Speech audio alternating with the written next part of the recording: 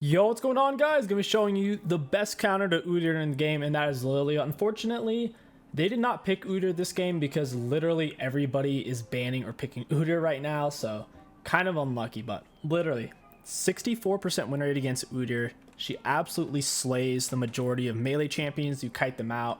Her win rate's popped up a lot. She's now a top 10 jungler, and she's a whole lot of fun. For your runes, take Conquer, Triumph, Tenacity, Coup de Grace with Celerity Water Walking with double AP and Armor. We're going to be starting bot side for a better leash, though you can solo start on top side on Raptors. You can solo start Wolves, or if you really want to, you can solo start on a buff. Generally, getting a leash is the way to go, though. Sejuani is pretty solid for Sej to play against. Any kind of melee champ or melee tank is going to be good. It's like Zax's new Sejuani's. You can kite them out and bust them. The main thing you need to focus on, Lilia, is trying to keep your passive up at all times and trying to land Q-tippers similar to a Darius. You'll be doing much more damage that way. And yeah, just have a higher carry potential. Get your W level 2, max Q first, W second, and E last. You would want to max E second, but it doesn't actually give any cooldown per level, only 25 damage, which is fairly small. Most abilities, when you level them up, they get anywhere from 20 to 50 damage. So a measly 25 and no reduced cooldown is eh. Meanwhile, your W gets much more damage and a lower cooldown as well. Your W does more damage if you hit him in the middle. Now that was way too close for my comfort. You could go double points in Q. I think getting E level 3 is worth it though, just in case you get invaded. You're going to want to have that third ability for your slow. And to kite them out. If you want to play against Lilia, you should definitely look to invade her. You'll be slowing down her prance. She won't be able to keep it up since there will be too many gaps in between her camps. And it will make it very difficult for her to clear efficiently since her prance is her main mechanic for efficiency, giving her lots of bonus movement speed. For example, right now we're moving 384. That is faster than most champions with tier 2 boots, and we don't have boots yet. So there is that. Very cool champ. The Disney Hecarim, if you will. Sejuani ganked early. You should be doing close to 315s on this character. We did about a 315 full HP. Fior's full HP, so this is actually kind of bad for me. I'm gonna ghost into her. Auto attack with the W. We got her flash. That's actually really good. Ghost is a way shorter cooldown than flashes, so that's actually a great exchange. She also has less camps. Looks like she did a 3 camp clear into a gank. Got him with our E. You can smash your E against structures or other enemies like a minion to hit the enemy champions with, because it blows up similar to a Ziggs bomb. So landing it is very similar to, if you've ever played Ziggs, splashing it onto the enemies. Or a MFQ kind of.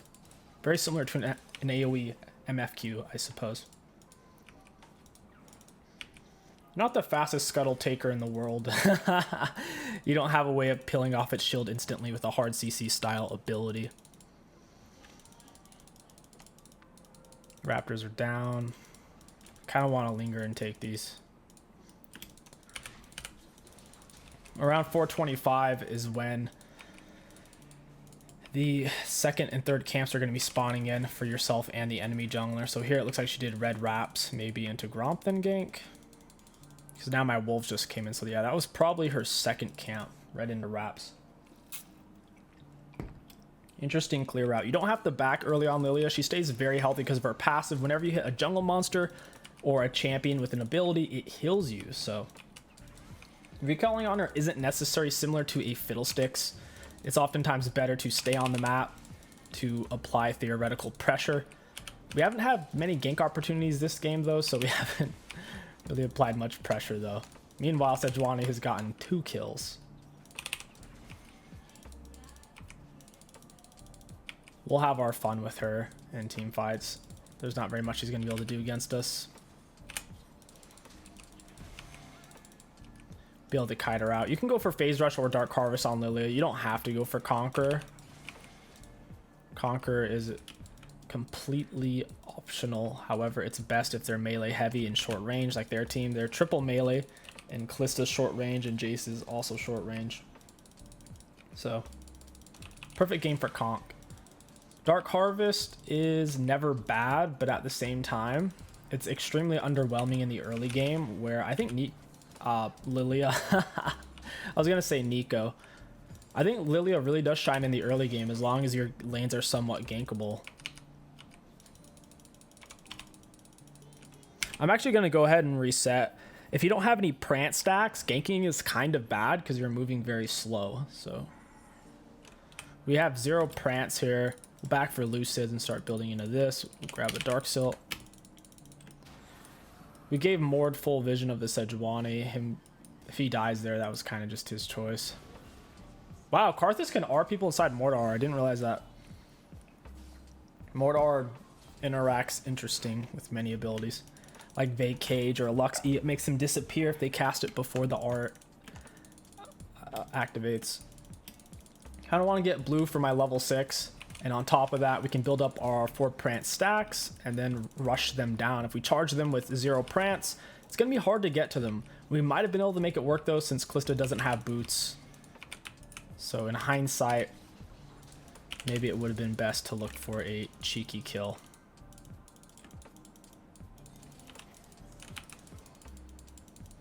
She apparently sees me. We're not going to be able to kill her. Even if I R'd her, she would just keep going deeper underneath her turret. This is warded, fun stuff. Wards usually give vision for a little bit after you break him. Looks like she already got her red buff. Jace is going to walk into us. He's not that strong though. Looking at his items right now, all he really has is a tier. Her red buff's already gone and she's on the Krugs. That's why I'm not rotating. I think he's trying to steal my Raptor. What is going on? I guess he's going mid lane now. That is very strange. I guess his bot lane's in a weird spot, so he's just looking to run around a bit. Our clear just got split up a bit. It's not the end of the world. After your first clear and you're level 6, it only matters so much. You can use your E to extend your passive dramatically. If you fade away, I'll show you what I mean here in a second.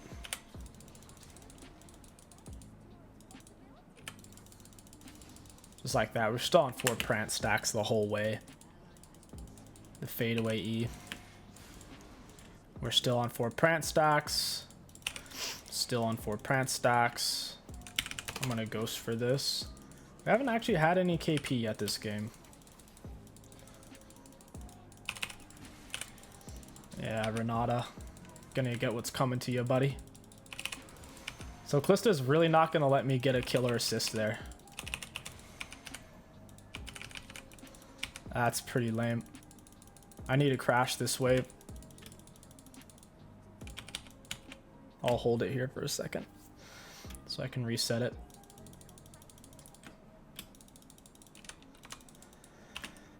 He's probably mad I pushed it, but the wave was in a weird spot. It could have gone either way where it could have screwed him, like even if I didn't touch it. So it kind of is what it is. We only got 1 kill there. Callista was unwilling to fight me. Renata landed some good CC, prolonged her life. We can keep our passive up off the dragon even, or we could just take it. Going for that W max. We'll hide behind Yasuo Windwall. Blue Smiter. Got her with the QR. That Yasuo tornado was so not good. Should die though. Got her with Q-tipper. 1 more auto. I probably should have given it to Karthus. We'll keep our prance up there with the minion. E into the Q. Whipper with the W. The W does make you immune to slows. So if you're like Nasus Withered and you pop a W, it's probably a good idea to get yourself out of that. And down he goes. EW. You don't have to rush your E. Take your time with it. It's just like landing any other skill shot. Taking your time is better than throwing it out extremely early and missing it. If you're throwing it out, though, where even if it misses a champion, it'll still hit a minion, then it can be worth it. Now she's the one tanking dragon. She's actually going to die for this. Well, maybe not. It's hard to tell. Got it. It's worth sacrificing Yasuo for dragon, I'd say. That's an awkward E we just landed. I'm going to go ahead and reset. We're sitting on a lot of gold. Well, I take it back. So yeah, if you're throwing out an E, if it's gonna miss, if it's a risky E, but if it misses the champion, it's gonna maintain your prance by hitting a minion or monster, then it's still a decent E. Because ultimately, your E is just another way for you to maintain prance, apply a slow, or set up your R. Hitting the enemies with any ability will let you R off of it. It's just generally with Lilia, unless you have your prance built up, it's hard to get to people. But if you have 4 prance, you can usually just run them down and hit them with a Q to guarantee it. And then once they're asleep, you can hit them with the old EWQ combo. The classic. When you get back in the jungle to get our mana back. I stepped slightly outside of the jungle, so we lost our 17 mana back per second. You get more mana the lower you are, so the more you're missing. That's why junglers don't actually have to build any mana items, even if they're a mana intensive jungler. You'll never really run out, except for Karthus. If you leave your E on, Karthus is only using Qs. He'll literally never run out of mana in the jungle. Cool, it's warded. Control wards are way too inexpensive. They give so much value, they take so long to break. For the low price of a couple of minions.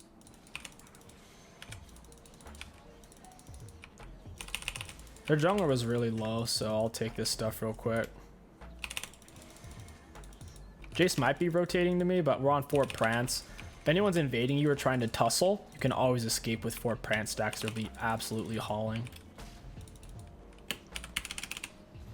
Oh, I'm gonna lose all my prance now. If someone jumps on me, I'll die. I have 0 prance. Alrighty, got our Leandries. Pick up a control ward. The best champions you can pick against Lilia are Graves.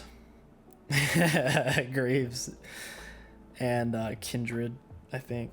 I know Graves has a really good win rate against her. I assume Kindred does too, because it functions in the same way where they kite you out with their auto attacks. And both of them have decent enough scaling. It's not like they giga fall off. Especially the Kindred's. The Kindred scaling's a little bit more legit. We keep maxing our W second. We need to build up some prance off of these. Now we're at 3, 4, 4 again. Oh, hey, Jace. He missed it. It's all right. We'll Q, blue smite him to W. The blue smite holds him still for our skill shots to land. So in a perfect world, before you E or W, you would blue smite. We were so far away, though, is why we went in for that raw E. Same with this situation. I'm actually shocked that miss. She has shield bow. I don't know if I can really kill her, especially with her support being here. Just trying to set up that minion on me. Not gonna happen.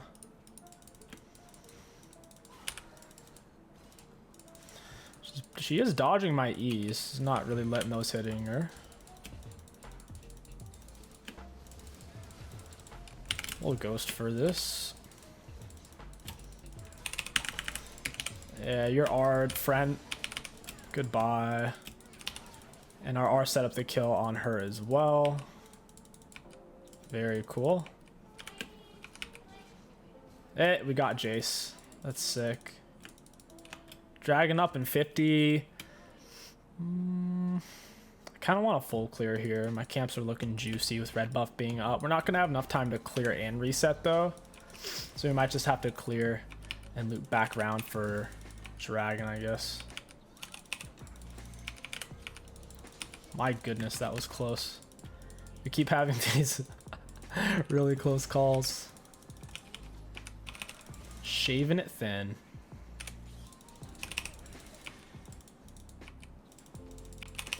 Yeah, we'll take red and bounce back to the dragon. We'll hit the mid minions real quick. Keep our prance up because it starts to fall off really fast if you haven't hit something for a bit. As you see, it's slow, and then bam! Goes down 3 times as fast.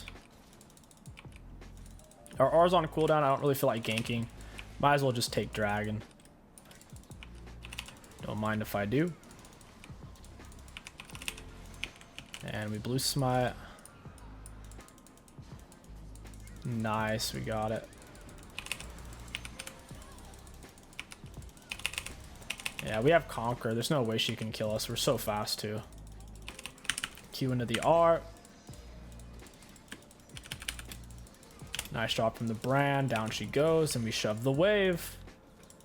You have to have the right type of champs to counter Lilia. Really strong point and click range champs. They don't have that. They don't have that at all. Things like Caitlyn and Malzahar R would be really valuable. The Kindred, the Graves. But Sejuani, that's not gonna cut it. Like I said, this is specifically because Lilia is UDYR's worst matchup in the game and everyone's picking and banning him right now. But he's not easy to play against because my teammates are banning it. And if I'm like, hey guys, don't ban UDYR because I'm not gonna play it, no one's gonna listen to me. I would have to lie and say, I'm gonna play UDYR, don't ban it, and I don't pick it. That'd be very funny. We're sitting on a lot of gold right now.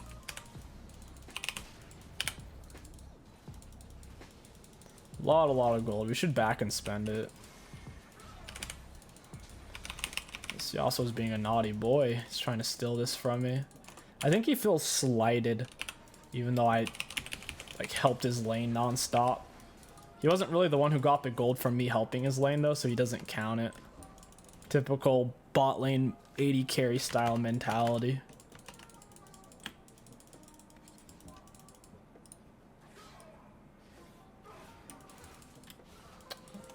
I need to build up some prance.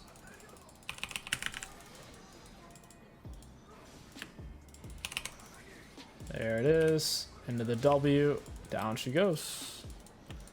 If we just walked at her with 0 prance, we would never be able to hit her. So we got to turn on the minions first. As awkward as that looks, it's the right thing to do. It's true what they say. The right thing to do isn't always the easiest thing, right?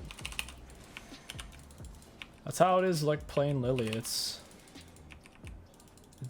the righteous thing to do.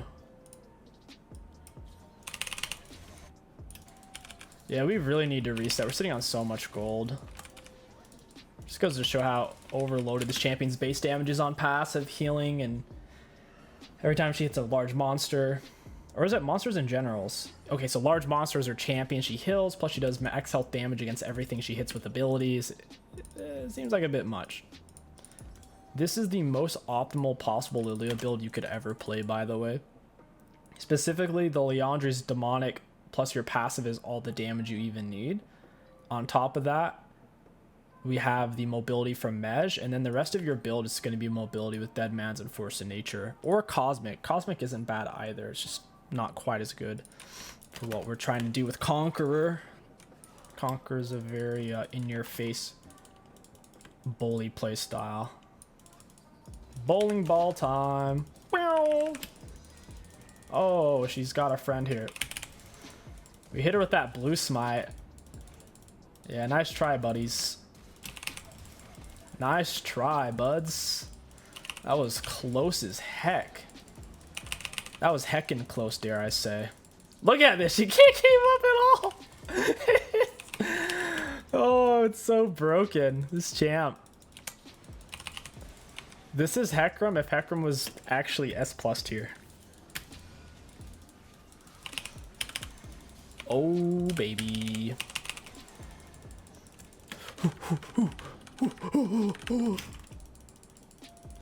Good stuff. So when you play Lilia, you basically ban Graves and hope they don't pick Kindred. That's what you don't want to play against. Other than that, she goes even or beats everything in the game right now. I think the durability changes were good for her. Everyone getting more health, armor, and magic resist is inherently best for champions that do max health damage, like Lilia. That's her main form of damage. These guys are playing super far back. We need to take out their support systems, such as top turret. That's the only thing keeping them in this game. Gotta rip out these inhibs. Oh, I might die. Yeah, I'm gonna die. Whoa! If we had Deadmans, we would have lived there for sure. We need more mobility. Throwing 1,000 gold is never a good idea. Plus, we lost 10 mag, so that's kind of rough. Shouldn't matter too much, though. Even if this goes late game, I don't think they scale. I think our Gromp farming Yasuo will outscale unironically. Kalista is one of the worst late game champions in the game. Her auto attacks, I forget, it was like 10 or 20% less damage by default, and if she jumps, she loses like 36% of her attack speed. There's these crazy debuffs on the champion's passive baked into where by default she simply can't do as much damage as other AD carries. The only thing she has is the illusion of mobility. Which, I mean, they gotta balance it some way. Just like this champion's balance. We're moving 600 movement speed. Come on now. Yeah, you guys killed me once. Now you gotta do it twice. Come on now. Gotta do it twice. To do it real nice. Oh, that was a good double auto. She had just enough mobility to get out of my queue there. But they lose turret. We'll ghost for it. We want to get these ghost resets. Or I should say ghost extensions. I don't really want to R them on their fountain. That wouldn't make sense. Ideally, we needed to let them come out of the fountain. Oh, she got me. She got me!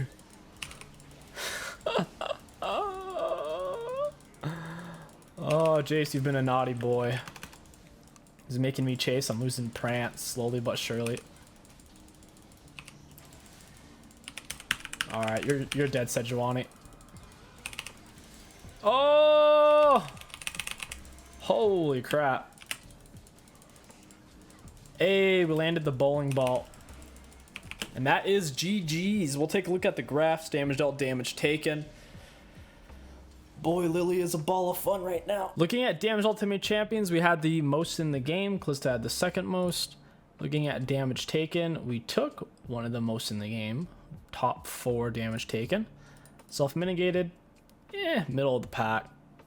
For runes, Conqueror seemingly has low value, but this is only total healing. This isn't actually additional damage dealt from its stacking adaptive damage passive. Pretty good value out of everything else. Once again, you can take Phase Rush or Dark Harvest and get pretty good results as well.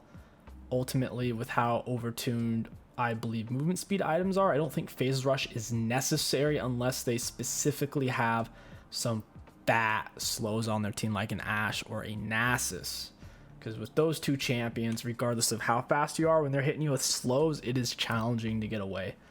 Regardless, I hope you guys enjoyed this Lilia gameplay commentary guide, and don't forget to pick her against these dirty UDYR players. She absolutely wipes the floor with them. With that being said, don't forget to like, comment, and subscribe to hack the algorithm. My name is King Sticks. Thank you for watching, and I'll catch you guys next time.